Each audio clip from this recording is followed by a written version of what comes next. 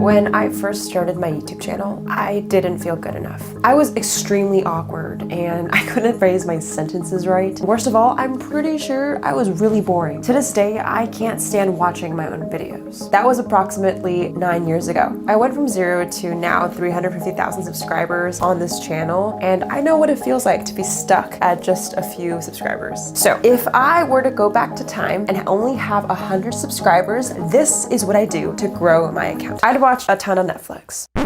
Now, before you're like, wait, what the fuck are you talking about? Let me explain. So recently I've been watching a show on Netflix called Outer Banks. If you don't know what Outer Banks is, it's basically a TV show where cool kids go on a giant treasure hunt. It's the grown-up version of Dora the Explorer, basically. But on a real note, it's actually filled with great storytelling, a lot of cliffhangers, and a whole lot of suspense. So why am I bringing this up in the first place? Well, there's a few things we can learn from Outer Banks that will help you grow a YouTube channel. To be honest, Outer Banks at the core of the script is actually extremely boring, but they were able to pull off a very intriguing story by some of these techniques I'm about to share today. The first lesson we can learn from Outer Banks that can be applicable to YouTube is 1. Combining ideas together to make new ones. Like I said in the beginning, Outer Banks is literally Dora the Explorer plus modern day television and high school kids. That's literally the entire plot. When growing a channel, it's super easy to follow the noise of other niches. I feel like the number one advice I've seen on YouTube is like, pick a niche. But what people forget to tell you is if you pick a niche, you could be easily forgotten. And the number one way to differentiate yourself but still have a category or brand is by combining two things that don't really belong to each other together. I know it's a little controversial, and let me give you a few examples. Personally, for me, I make marketing videos, but I like to combine it with a little bit of filmmaking because that's what I'm into. So that's why on my channel, there's a lot of like stories, vlogs, but also like tutorials all in one. And to me, it's educational entertainment. And that's personally for my brand. So if you have a beauty channel, you might want to combine it with like a David Dobrik style editing. I don't know how that would work, but if you want to pull it off, you can. It's so important to ask yourself, what content do you like and what style would be really cool to mesh it with? And by doing this, you create a whole new category. I mean, honestly, the best combinations in the world are things that don't really go together, but they work. Like the first time I tried peanut butter on pizza, it sounds gross, but like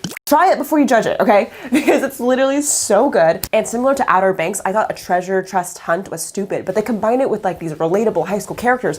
And honestly, it was like, so if you're making videos online, try to pick your niche, right? Whatever category you make, filmmaking, photography, makeup, whatever. Like that's your pizza, right? Your main niche is your pizza, but you want to add your peanut butter on top to make it unique. And that could just be videos that you watch that could be cool to combine it that you haven't seen, or it could just be a personality trait where you're just going to make something that's more serious funny. All right, the second lesson we can learn from Outer Banks to make our videos better to grow our YouTube channel is adding sound effects. Now, Outer Banks does this really, really well. This entire TV show is like 10 episodes long, and honestly it could have been one episode because it was way too over dramatized. The way they made boring things interesting was adding suspenseful music in the background. I'm not joking, if they turned off the music, I would fall asleep. Like if you saw in the intro of this video you're watching, I added a little bit more of like a cinematic feel to make you feel like you're reeled in. If it was the same clip with no music, you would click off. Watch time is basically one way YouTube measures success on the platform. So if you have a high watch time, then they're going to promote that video to more people on their browse features and all their suggested pages. So if you suck at being entertaining, try to add suspenseful or interesting music in the background. One of the things that I like to do is if I'm sounding awkward or I sound just stupid, I like to add like an overlaying background music of an awkward, quirky soundtrack. And I personally use Epidemic Sounds. This video is not sponsored by them, but guys, just literally lay over a track to your videos that you were already creating. It adds so much detail, and I really recommend it for people who haven't tried it. All right, so we're about to go to the last thing that I learned from Outer Banks. And as you can tell, I literally watched the entire season. I do recommend watching a ton of Netflix. I'm not joking. If you want to grow a YouTube channel, like learn from the experts itself in film. I genuinely learned so much from that, or at least I'm trying to, because I want 10 hours of my life back in a productive way. All right, so the third and last thing that Outer Banks taught me is to give unnecessary backstory. I don't want to give too many spoilers, but the main character, John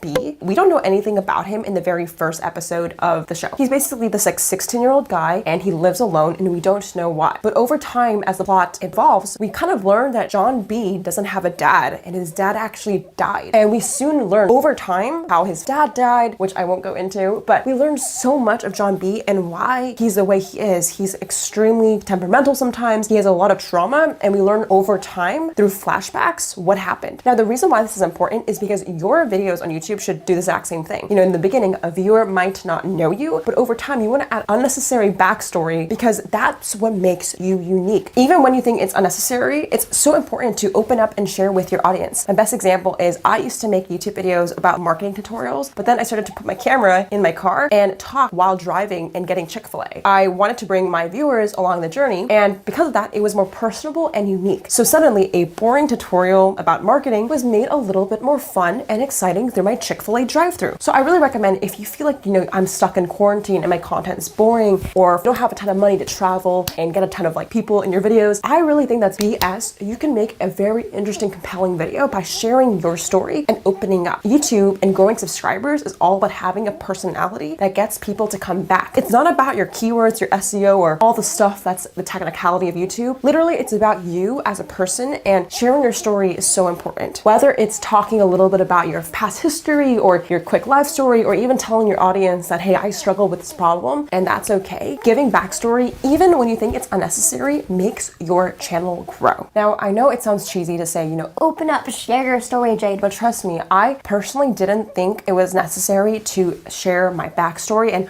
I also felt it was extremely uncomfortable to be vulnerable. I don't tell everybody that I'm a high school dropout that literally went to $0 in 2019. Now, you know, like I personally have a few companies, and I didn't tell people that I was really struggling last year. Some people could tell through my videos, but I kept going and I kept pushing through. And now 2020, you know, I've really landed big projects that have changed my business and changed the way I think about it. But I'm also not going to sit here and say I know everything. And I thought to be a successful YouTuber, I have to be an expert. I have to know everything. But I realized the key with making videos is people want authenticity. They want to hear your story. And although it's extremely uncomfortable, what I just shared to you, I don't tell everybody. Now the whole internet fucking knows. But I just wanted to let you know that YouTube is about sharing your journey. You don't have to be an expert. You don't even have to know everything if you're teaching. You just need to be honest and vulnerable and ask yourself hard questions, even though you don't feel like it. So with that being said, if you're trying to grow a YouTube channel, or it's just feeling like you're stuck and you have a small channel that you want to break through, my first tip is to combine your ideas. Don't make the same content, because that's going to get drowned out in the noise of competition. The second thing is experiment with your editing. Increase your watch time by adding sound effects, music, and honestly just make shit that's kind of boring overly dramatic, and you will have a more intriguing video. And the last thing is to give your backstory. My viewers are called the Dharma Nation, and you guys obviously have supported me throughout my journey. And although I teach so much about marketing, I also struggle every day to grow my brand and to grow other companies that I run. It's extremely difficult, and that's a part of entrepreneurship and the process. So I hope this shows you that as I'm giving my backstory, it can encourage you to give your backstory to your video. If you didn't get anything from this video, just watch Outer Banks at this point, and shout out to the comment winner. Shout out to the comment winner. Comment on this post to be featured in the next episode. If you guys want to be the next comment winner, comment below. John B, give me. Just kidding, do not comment that. Just comment below your questions. I am looking forward to answering them. I'm starting to upload on this channel a little bit more frequently, so make sure you subscribe if you haven't already. If you like my personality, you can, and I'll see you guys in the next one. Thank you for watching.